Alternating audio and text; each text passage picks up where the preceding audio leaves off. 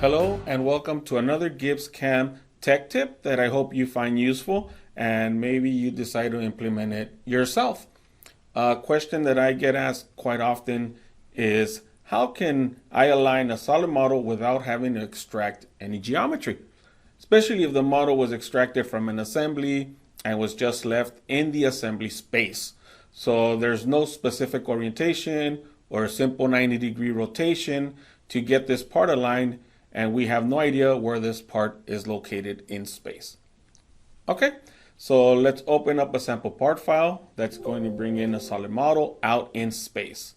Sometimes we get the file in a random position, which in reality is not a random position because the part was extracted from an assembly and just left in the assembly space, as an example. So the first easy step we will do is click the flat surface. We'll use our right mouse click menu and select Align Face to CS to get the solid closer. This will make that flat surface running parallel to the table. But if we do a home view, we have no idea what this rotation is. Most people will extract geometry for the circles, and then they'll create a midpoint between the circles, and then find out the angle so we can do a 2D rotate on the part. Well, this little trick is going to show you how to utilize coordinate systems to do this for you and not have to extract any geometry.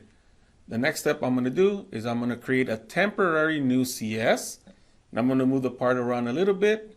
I'll turn on edge selection because this is the edge that I want to run parallel to. I don't know the angle rotation, but I'm going to align this temporary CS to my H axis, which is our horizontal axis. And you can click it a couple of times to align your vertical axis correctly as well. This will flip it 180 degrees every time. Now I'll do a home view, and this is exactly how I want to machine this part. Okay, we'll take a look at the properties of this part, and we will see that it's associated to CS number 1.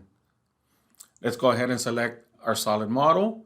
We're going to right mouse click on our CS window.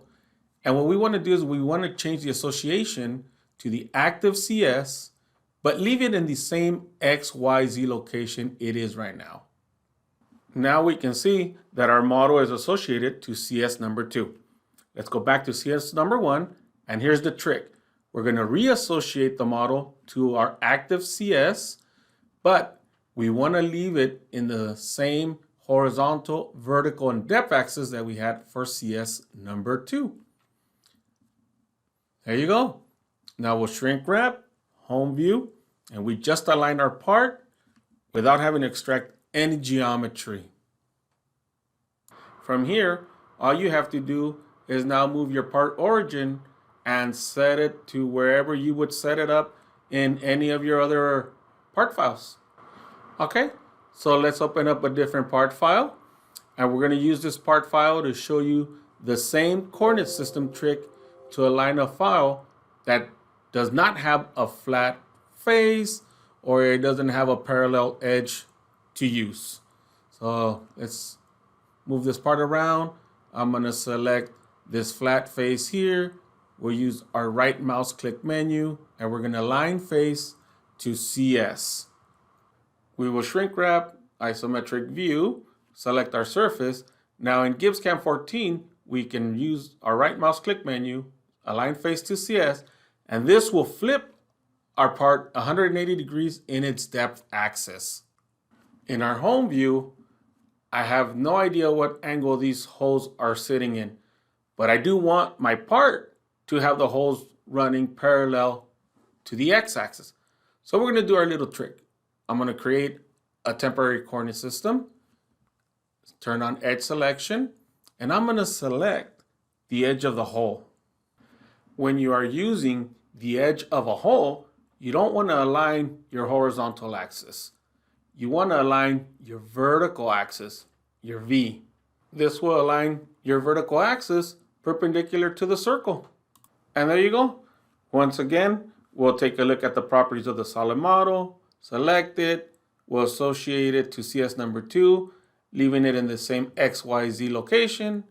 We'll go back to CS number 1, reassociate it to CS number 1, but move it in the same horizontal vertical depth axis as CS number 2.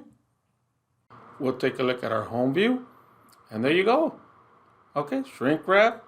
And now from here, you're ready to set your part origin to the X, Y, Z location of where you're going to machine it out on your machine. Well, I hope this tech tip comes in a little bit handy, or at least gives you another tool to utilize in your GibbsCAM software. Feel free to reach out to your local GibbsCAM software reseller if you have any questions.